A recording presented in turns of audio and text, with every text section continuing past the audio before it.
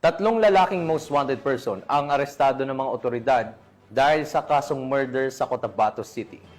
Sinisiguro naman ng PNP na kanilang ipagpapatuloy ang maigting na operasyon laban sa mga wanted persons upang matiyak na mananagot ang mga lumalabag sa batas at mapanatili ang kapayapaan at kaayusan sa komunidad.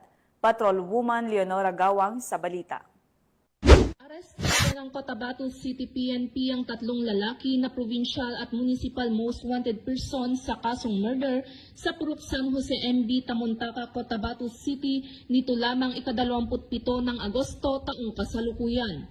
Kinilala ni Police Colonel Giben M. Bongkayaw, City Director ng Cotabato City Police Office, ang mga suspect na sina alias Sanip, 47 na taong gulang, alias Pe, 32 na taong gulang at alias Fai, 21 na taong gulang na pare-parehong residente ng nasabing lungsod.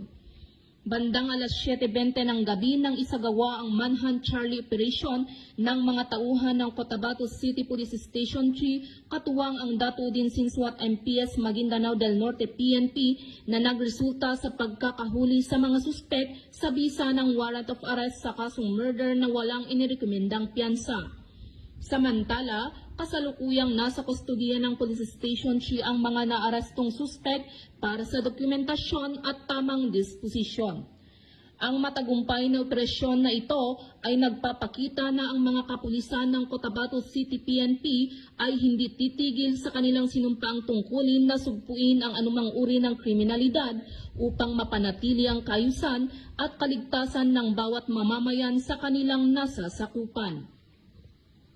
Mula rito sa rehiyon ng Bangsamoro, ako ang inyong Police News Network Correspondent, Patrolwoman Leonora Gawang, alagad ng batas, tagataguyod ng Balitang Pulis.